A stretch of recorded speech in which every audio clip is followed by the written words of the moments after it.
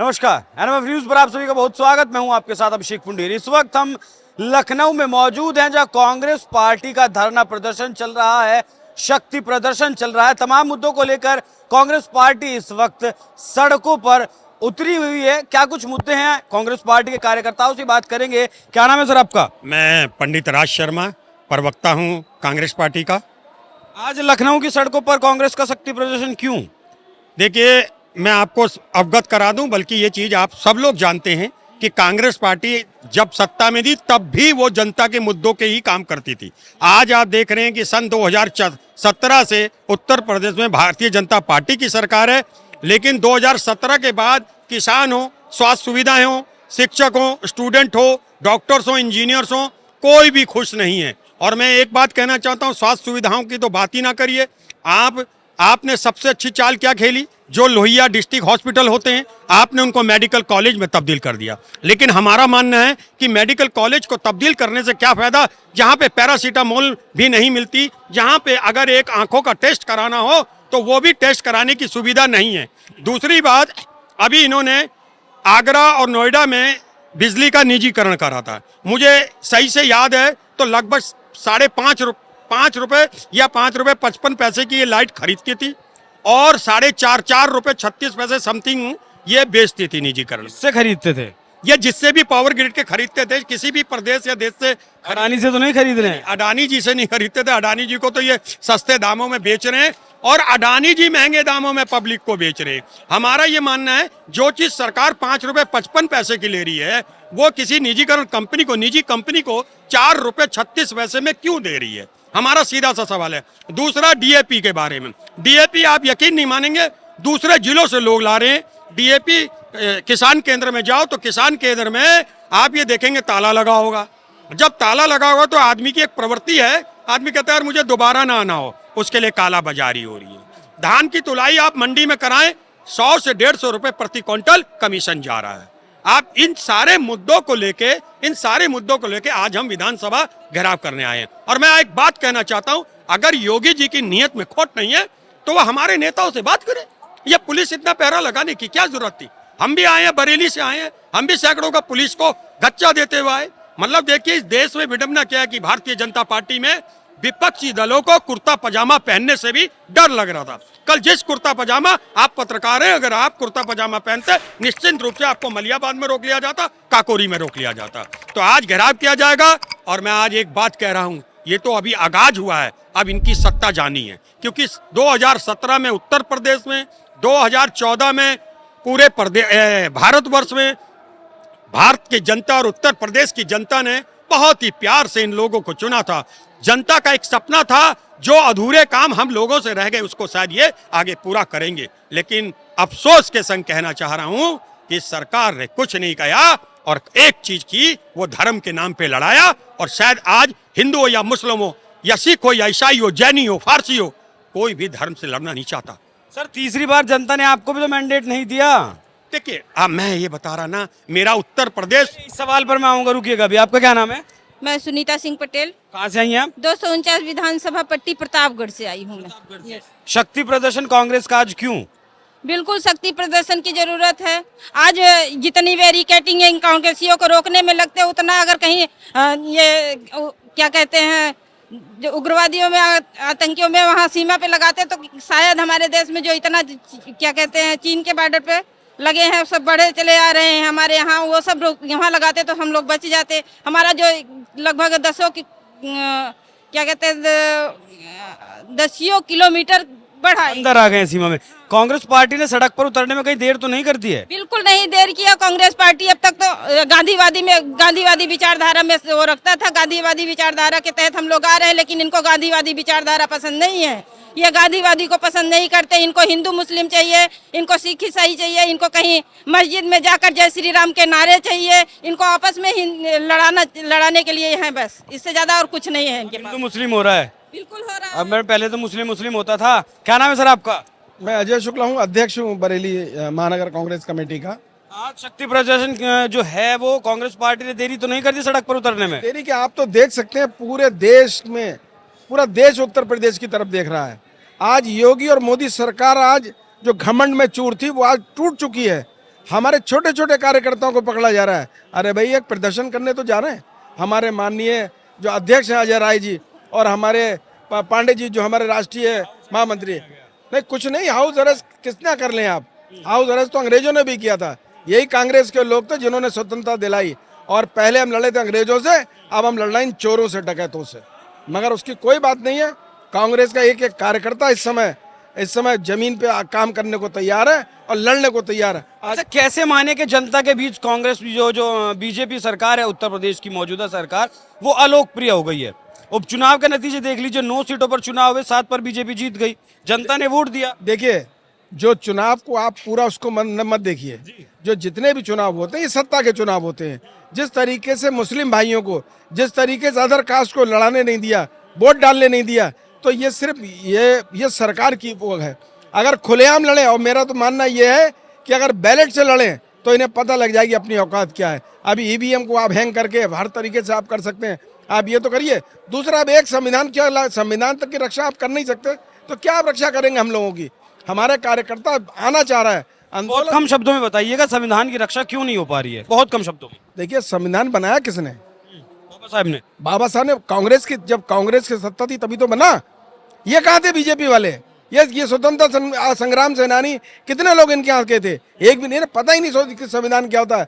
मगर राहुल जी और प्रियंका जी ने कसम खाई है, और हर कांग्रेसी ने कसम खाई है कि इनको संविधान नहीं बदलने देंगे। लेकिन बीजेपी तो सदन में कहती है कि आपको साहब ही नहीं पता है संविधान का। देखिए, बीजेपी की बात आप इसलिए मत करिए, इन्हें ज्ञान ही नहीं है क्या है। जब नोटबंदी होती है तो हमारी कांग्रेस में वित्त मंत्री जवाब देते हैं। इनके यहाँ नोटबंदी होती है तो प्रधानमंत्री नोटबंदी करते हैं। इनके यहाँ संविधान की बात होती है, गृह मंत्री को करना चाहिए, वो रक्षा मंत्री करते हैं। इन्हें पता ही नहीं किस तरीके। क्या नाम है आपका? चरण सिंह यादव, आप कहाँ से आए हैं? प्रतापगढ़। कांग्रेस पार्टी कांग्रेस पार्टी का शक्ति प्रदर्शन देरी तो नहीं करती? नहीं, कोई देरी नहीं की है, कोई देरी। क्यों, कैसे? इसलिए कि वो हर समय पे जब आता है तो लड़ाई करने के लिए तैयार रहती है, चाहे जिसी सरकार हो। लड़ाई करने के लिए तैयार है। आपका क्या नाम है? सुरेश मिश्रा, आप कहाँ से आए हैं? प्रतापगढ़ से। अगर देरी तो नहीं करती कांग्रेस सर देरी नहीं किया, समय के साथ हम लोग उतरे हैं और कांग्रेस को रिजल्ट दिखेगा कुछ? बिल्कुल रिजल्ट अच्छा, दिखेगा। एक बहुत जरूरी सवाल उत्तर प्रदेश की राजनीति और कांग्रेस को लेकर। 2022 में 2 विधायक आपके जीत कर आए, 22 से 24 आ गया, इस बीच एक उपचुनाव भी हुआ। इस उपचुनाव में आपने हाथ नहीं आजमाया, क्यों? नहीं, बात हाथ आजमाने की नहीं है, लेट द टाइम कम, और अभी आएगा तो। वाकई में समाजवादी को बैसाखी बनाकर चल रहे हैं आप? नहीं, ऐसा नहीं है। ये समाजवादी के सहारे चल रहे हैं? देखिए, मैं हर चैनल पे भी ये कहता हूं कि हम नेता लोग हैं, हमें पहले सोचना चाहिए फिर बोलना चाहिए। आज समाजवादी पार्टी हमारे गठबंधन का हिस्सा है, मुझे नहीं लगता कि मैं उनके लिए ऐसे कटु शब्द बोलूं या ऐसे शब्द बोलूं जिसका संदेश गलत जाता है और हमारे गठबंधन में फर्क पड़ता है। आज वो गठबंधन में हमारे, और बाकी अगर कोई कुछ कह भी देता तो इतना फर्क नहीं पड़ता। कांग्रेस पार्टी देश को नेतृत्व दिया था और देने में क्षमता रखती है, और निश्चिंत हो जाइए आप कि आने वाला टाइम कांग्रेस का ही है। क्या आपका क्या नाम है? अनुज राठौर नाम है मेरा। कहाँ से? जिला सचिव हूँ बरेली से। बरेली से। कमेटी जी। कांग्रेस पार्टी अपना जनाधार उत्तर प्रदेश में तैयार क्यों नहीं कर पा रही? देखिए, कांग्रेस पार्टी का जनाधार है और इसका हमें प्रत्यक्ष उदाहरण जो है 2024 के लोकसभा चुनाव में मिला, जिसमें गठबंधन के रूप में पार्टी ने जो है काम किया और चुनाव लड़ा। और ये राहुल गांधी जी की जो उनकी सोच है, जो उनकी दौड़ है, 4000 किलोमीटर की जो उनकी पदयात्रा थी, और उनका जो संविधान के प्रति लगाव है, उसका ये परिणाम था कि उत्तर प्रदेश का सारा जो मैंडेट था वो सपा के साथ मिलकर, गठबंधन के साथ मिलकर उन्होंने इतनी सारी सीटें उत्तर प्रदेश में कांग्रेस को दी। आपका एक बहुत अच्छा सवाल था, आप पूछ रहे थे कि कांग्रेस को मैंडेट क्यों नहीं मिलता। देखिए, कांग्रेस एक सोच है। मेहनत तो 3 बार से कर रहे हैं ना सर? मेहनत से कर रहे हैं। कांग्रेस एक सोच है, ठीक है ना, एक सोच के आधार पर चलती है। कांग्रेस की कभी भी रणनीति सरकार बनाने की नहीं रहती। दूसरा पक्ष जो है सरकार बनाने में थोड़ा कुछ ऐसे अनफेयर मीन्स का इस्तेमाल। ये बात मत कहिएगा, 58 साल राज किया है ना, जी सरकार बनाकर ही किया है ना। ये मत कहिए कि एक कार्यकर्ता सरकार में क्यों शामिल होता है, उसकी पार्टी सत्ता में आए। अगर गलत कह रहा हूं तो राज्य बताइएगा। नहीं, मैं आपका सवाल सुननी। कार्यकर्ता अगर किसी पार्टी में शामिल होता है तो फाइनली वो क्या चाहता है, वो राज्य हो या केंद्र हो, कि उसकी जो पार्टी है वो सत्ता में आए। निश्चित चाहता है इस बात को। निश्चित। लेकिन सर कहने कि हम सत्ता में आने के लिए नहीं लड़ रहे हैं। नहीं, बात इनका कहने का रेफरेंस टू दी कॉन्टेस्ट आप गलत ना लें। इसका जो इंटरप्रिटेशन करना है वो ये है कि हम लोग निस्वार्थ भावना से राजनीति कर रहे हैं। कांग्रेस पार्टी ही एक ऐसी पार्टी है जिसके ये बताइए, रणनीति बदलने की जरूरत नहीं तो नहीं है? जिस रणनीति पर चल रहे हैं वो कारगर साबित नहीं हो रही है। देखिए आप देखना नहीं चाहते या दिख नहीं रहा। देखिए ऐसा है, ये झूठ बोल के सत्ता में आए, ये फरेब करके सत्ता में आए। अब पूरा स्क्रीन साफ हो चुका है, लोगों का आगे तो धुंध हट चुका है कि बीजेपी कोई रक्षा नहीं कर सकती। आप ये बताइए नोटबंदी का क्या मतलब था? और नोटबंदी जब आपने कहा था कि नोटबंदी हम करेंगे, उसका पैसा वापस लाएंगे, कितना पैसा वापस लाए आपको खुद ही नहीं पता। काउंटिंग सर नोटबंदी हो गई, जनता ने स्वीकार कर लिया। देखिए अब मुझे ये बताइए कि जनता के सामने क्या नैरेटिव लेकर जाएंगे आप? अच्छा ये बताइए, प्रियंका गांधी का पहला भाषण हुआ, विकल्प के तौर पर देखते हैं प्रियंका गांधी को राहुल गांधी के विकल्प के तौर पर। देखिए राहुल गांधी, और इस समय अभी सत्ता की बात नहीं है, अभी तो इनको हटाना है। इनकी जो नीति है, आप ये बताइए, नोटबंदी करा, आपने किसी आदमी के अंदर से खून निकालने तो कैसे खड़ा हो पाएगा? आपने किस तरीके से जमा करा पैसे? और आज बैंकिंग देखिए, बैंकिंग में कितना बुरा हाल है कि आप कहा कि आप बैंक में अकाउंट खोलिए और बेचारे ने अकाउंट खोल दिया और 200 रुपए 250 रुपए उसका महीना कट रहा है, जीएसटी के पैसे कट रहे हैं। क्या मतलब हुआ? आप इंश्योरेंस में देख लिया, आप कांग्रेस ने कभी भी जीएसटी नहीं लगाई, आप जीएसटी लगा रखी है आपने। भाई आपकी नीति गलत है ना, आपको खुद ही नहीं पता कि हम क्या करने जा रहे हैं। अभी 2 दिन पहले कांग्रेस पार्टी के बड़े नेता थे आचार्य प्रमोद कृष्णम, मेरी उनसे मुलाकात हुई, उनके मठ में मुलाकात हुई। मैंने उनसे प्रियंका गांधी को लेकर ये सवाल भी पूछा।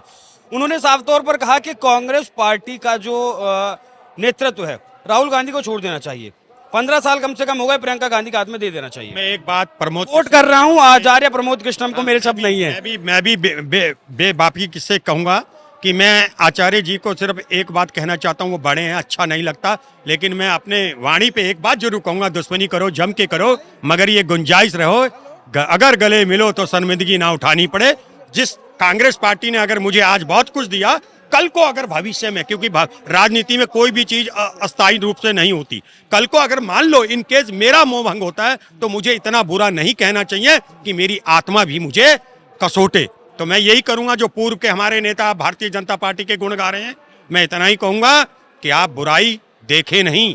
अगर बुराई आपने देखी होती, अगर आपने देखी होती तो पहले छोड़ी होती। और मैं असली बुराई उसे तब मानता हूं जब आप एक पार्टी को छोड़ के घर में बैठ जाएं, आपको आपके कहे पे ना चले। अगर आज राज शर्मा के कहे पे कांग्रेस पार्टी का नेता ना चले, इसलिए राज शर्मा कांग्रेस पार्टी को और उनके नेताओं को खराब कहे, मुझे लगता है इससे पहले मुझे राजनीति सबसे खत्म कर देना चाहिए। तीनों लोगों से एक सवाल, आखिरी सवाल, छोटा छोटा सा जवाब दीजिएगा। सबसे पहले प्रियंका गांधी का जो भाषण हुआ सदन में, आपने सुना, उसी लाइन लेंथ पर वो बोली जिस पर राहुल गांधी बोलते हैं। इसीलिए मेरा आपसे पहले भी सवाल था, क्या रणनीति बदलने की जरूरत है? बिल्कुल, रणनीति 3 बार हो गए, 3 बार मोदी जी को मैंडेट दे दिया जनता ने। देखिए रणनीति बदलने की कोई जरूरत नहीं है। जो हमारी बहन प्रियंका जी ने आवाज उठाई है, वो विपक्ष भी उनका लोहा मान गया। उन्होंने संविधान की बात जो करी है और जो उन्होंने बताया कि आप सर्वे लगा के आप बात करते हैं, प्रियंका जी एक एक चीज को जानती हैं। राहुल गांधी और प्रियंका जी आने वाले समय के लोग नेता हैं और वही प्रधानमंत्री बनने के लायक हैं। रणनीति बदलने की जरूरत है। मैं एक बात बेबाक अंदाज से कह सकता हूं कि हमें कहां पे हमारी चूक हो रही है उसका विश्लेषण करने की जरूरत है। कब तक सर करेंगे विश्लेषण? ये राजनीति निरंतर चलने वाली प्रक्रिया है और निश्चिंत मानिए, इससे ज्यादा प्यार, भारतीय जनता पार्टी से ज्यादा प्यार अगर सत्ता में प्यार से आई है तो वो कांग्रेस पार्टी आई है। अगर 450 को पार किया है तो हमारे राजीव गांधी के समय में पार हुआ है। और निश्चिंत रहिए, हमारा वक्त बहुत जल्दी आ रहा है। जी बताइए। जी, प्रियंका जी ने जो कहा है, उन्होंने राहुल जी की बात को आगे बढ़ाया है। उन्होंने कोई नई बात नहीं की है। उन्होंने कहा है बिल्कुल, अब कोई अगर संविधान में जैसे सेपरेशन ऑफ पावर है, उस सेपरेशन ऑफ पावर को अगर सरकार ख़त्म करती है, उससे लोगों के अधिकारों में जो है कमी आती है, तो उस बात को राहुल गांधी जी अपने हिसाब से कह रहे हैं, प्रियंका जी अपने शब्दों में कह रही हैं। तो बात दोनों ये है, राहुल गांधी जी सबके नेता हैं, प्रियंका जी महासचिव हैं, सम्मानित हैं, हमारी बहन है, कांग्रेस की नेता हैं, ठीक है। कांग्रेस को मजबूत करने में उनका भी सहयोग है और राहुल जी का भी सहयोग है, जो शुरू से लगे हुए हैं। आज की तारीख में आप ये बता दीजिए कि 2014 से लेकर आज तक राहुल गांधी के अलावा कौन सा ऐसा नेता है जिसने भारतीय जनता पार्टी के नरेंद्र मोदी को चैलेंज किया हो, उनकी हर बात को, हर गलत बात को उनके मुंह पर कहा हो। और उसका परिणाम ये है, जो आप मैंडेट की बात कर रहे थे, कि बनारस में 2019 में 5.5 लाख वोटों से मोदी जी जीते थे और 24 में वो 1.5 लाख वोटों से जीते हैं। मतलब लोकप्रियता उनकी कम हो गई, लेकिन जी एट द एंड जो है रिजल्ट पर जो है निर्भर होती है चीजें। रिजल्ट उसके लिए मैं ये कह रहा हूँ, देखिए सबसे बड़ी चीज़ है कि जब भी चुनाव आता है तो ऐसे मुद्दे क्यों उठे आते हैं, सेंसिटिव मुद्दे सिर्फ चुनाव के समय ही क्यों उठते हैं। नरेंद्र मोदी बनारस से खड़े होते हैं महोदय, लेकिन उन्होंने अपने वोट की ज़मीन पहले ही तैयार कर रखी है, कहीं ज्ञान माफी से, कहीं संबल से, कहीं किसी से। तो ऐसे मुद्दे जो है चुनाव के समय ही क्यों उठते हैं, ये जनता को समझाने में थोड़ा समय तो लग सकता है, लेकिन जनता समझेगी, जानेगी। जब वो पिछले 70 साल का इतिहास देखती है तो आज जनता ऊब जाती है इस सरकार से, 10 साल की सरकार से ऊब जाती है। अब वो पूरा प्रयास करती है, लेकिन उसके वोटों के अधिकार को जो है उस पर जो है आघात किया। बिल्कुल, सत्ता स्थायी किसी की नहीं है, स्थायी है आज बीजेपी की, कल कांग्रेस की भी आएगी। जी आखिरी लाइन। मैं सिर्फ इतना कहना चाहता हूं कि हमारी पार्टी ने सत्ता चलाने का एक हमारे पास एक्सपीरियंस है। हमारे सत्ता में रहते हुए ना किसान ना शिक्षक, और सबसे ज्यादा तो हमारे यहाँ गवर्नमेंट नौकरी दिया जाती थी। भारतीय जनता पार्टी देखिए आइडियोलॉजी की सरकारें होती है। कांग्रेस की आइडियोलॉजी है कि ज्यादा से ज्यादा बच्चों को कोशिश करो एक घर में एक सरकारी नौकरी हो, और भारतीय जनता पार्टी क्या चाहती है, उसकी आइडियोलॉजी है प्राइवेटिज्म में। उसकी आइडियोलॉजी में ये है कि एक आईआईटी से पढ़ा लड़के को हम 2.5 लाख रुपए क्यों दें, उसे संविदा की नौकरी कॉन्ट्रेक्चुअल बेसिस में लगाएं, उसे 22,000 30,000 का दें। और हम जो चाहते हैं, देखिए देश विश्व गुरु तब बनेगा जब आपका मेरे घर एकदम खुशहाली से जिएगा। जब मेरे घर में खुशहाली नहीं, चैरिटी बिगिंस एट होम, जब मेरा घर खुश नहीं, मेरा मोहल्ला कैसे खुश होगा? मेरा मोहल्ला खुश नहीं, मेरा शहर कैसे होगा? जब मेरा शहर नहीं होगा, मेरा प्रदेश नहीं होगा, मेरा प्रदेश खुशहाल नहीं होगा, मेरा देश नहीं होगा, हम विश्व गुरु कैसे बनेंगे? और आज एक और बात बता रहा हूं, आप पत्रकारों को जानना चाहिए, ये लगभग 25 से 26 हजार बेसिक विद्यालय बंद कर रहे हैं, और हम 800 से 900 दुकानें शराब की नहीं खोलना चाह रहे हैं।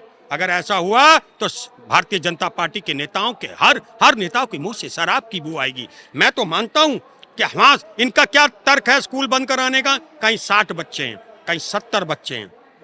मैं कहता हूं, आप कांवड़ भेजने से पहले, आप जय श्री राम के नारे लगाने से पहले घर घर अपने लोगों को भेजो, और घर घर से लाइए बच्चों को, स्कूल में दाखिला कराइए। अगर मेरे गांव का बच्चा पढ़ेगा और पढ़कर कोई अधिकारी बनेगा तो अमेरिका में डंका तब बजेगा, सिर्फ कांवड़ यात्रा ले जाने से। मैं आज आपके चैनल के माध्यम से एक बात पूछना चाहता हूं, मुझे आप एक भारतीय जनता पार्टी का विधायक बताइए जिसका 11 साल का लड़का कांवड़ यात्रा लेने जाता हो। एक जिला पंचायत अध्यक्ष बताइए जिसका लड़का खुद पे पन्ना प्रमुख हो। एक कोई विधायक बताइए जिसका बच्चा देश में पढ़ रहा हो। आपका बच्चा पढ़े ऑस्ट्रेलिया में, राज शर्मा का बच्चा पढ़े यहाँ हिंदी। आप ये आवाज तो फिर मदरसों के खिलाफ भी आप उठाइए। मौलानाओं के बच्चे पढ़े विदेश में, मौलानाओं के बच्चे जाए गाड़ी से स्कूल में, और मदरसे में पढ़े अनपढ़ माँ बाप के बच्चे। क्या सिखाए उन्हें आप? मैं बात कहता हूँ, मैंने ये नहीं कहा कि हिंदू का, मेरे बीच में हिंदू मुस्लिम का शब्द नहीं है। मैं खुलकर बोलता हूँ शर्मा जी, मैं खुलकर बोलता हूँ। मैं कहता हूँ ये लोग अंग्रेजी का विरोध करते हैं। जैसे बेसिकली क्या भारतीय जनता पार्टी के नेता कम पढ़े लिखे हैं। मैं कहता हूँ जिस देश में घर में अपने पेट एनिमल से भी आदमी कहता है, अपने जो डॉग पाला होता है उसे भी कहता है सिट कम नो। डॉग छोड़ दीजिए, आप बताइए मदरसों पर बोलेंगे नहीं बोलेंगे? मैं बोलूंगा, बोलेंगे। जो मदरसों की पैरवी करते हैं मौलवी साहब, उनको अपने बच्चे विदेश में नहीं पढ़ाने चाहिए। अब वो पढ़ाएं यहाँ। मदरसों की पैरवी करेंगे कि मदरसे में दीनी तालीम के साथ साथ मॉडर्न एजुकेशन की भी जरूरत है आज के समाज में? मैं ये चाहता हूँ हर बच्चे का हक है, चाहे वो मदरसा हो, चाहे वो कोई स्कूल हो, चाहे वो कोचिंग हो, वहाँ पे जो वो पढ़ना चाहता है पढ़े, जो वो पढ़ना चाहता है वो पढ़े, जो देश के विकास में भागीदार बने वो ना पढ़े। चाहे नहीं, मेरी बात ही नहीं समझ रहे ना। अरे मैं 12th में पढ़ा, मेरे पास 12th साइंस थी, मुझे साइंस पसंद थी। अगर आप बात एक अलग है, पढ़ो आप। अच्छा, अभी आपने जय श्री राम के नारे का जिक्र किया, कम्युनल है नारा? नहीं, अब मैं बता है या नहीं? कम्युनल इसे राज जी देखिए, मुझे पता है कि आप बड़े राम भक्त हैं, राम भक्त हैं आप। जय श्री राम का नारा कम्युनल है या नहीं? आपकी आवाज बताती है। कम्युनल नहीं कहूंगा मैं, गलत बात है। कम्युनल नहीं होते। राम का किसी भी भगवान का नाम कम्युनल नहीं हो सकता। लेकिन एक बात है चिढ़ाने की, कोई अगर मुस्लिम भाई मेरे कान से संभल में ये क्यों कहा गया कि जय श्री राम के नारे लगाए जा रहे थे इसलिए हिंसा भड़क गई? नहीं, एक और बात है यहाँ पे, मैं एक बात कहूंगा, मैं एक बात कहता हूँ, मैं नारे का विरोध, कुछ भी हो, जय श्री राम का नारा कम्युनल है या नहीं? ये था, इस बात का विरोध नहीं किया था। उन्होंने कहा नारा लगाते हुए जा रहे थे जो हो रही थी। मैं ये कह रहा कि बीजेपी के जो आरएसएस के लोगों को कैसे पता चला। जैसे एक और मैं आपसे कहना चाहता हूँ, ऐसा कौन सा है, आपके पास भी होंगे, 25 साल सम्मन नहीं पेश हो पाता है। आपने एक ही बार एप्लीकेशन दाखिल करी, 1.5 घंटे बाद सुनवाई हुई, 2.5 घंटे बाद उसका ऑर्डर हो गया, 3.25 घंटे बाद आप वहां पे सर्वे करने पहुंच गए। मस्जिद उसमें पक्षी नहीं था ना, पार्टी नहीं थी ना मस्जिद, एक एएसआई और एक याचिकाकर्ता। मैं देहरादून का रहने वाला हूं, मेरी मां मरी, उसकी विरासत मेरे नाम चढ़नी थी। 18 अक्टूबर को इसी साल, 18 सितंबर को तहसीलदार ने मेरे नाम, आप कह रहे हैं कि प्री प्लान्ड है, आप कह रहे हैं कि प्री प्लान्ड है। एक मिनट सुन लीजिए, 18 सितंबर को मेरे नाम चढ़ने की करी और वो दिसंबर 19 में चढ़े।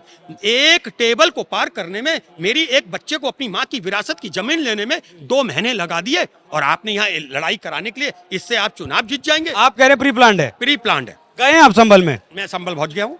अब हिंसा के बाद?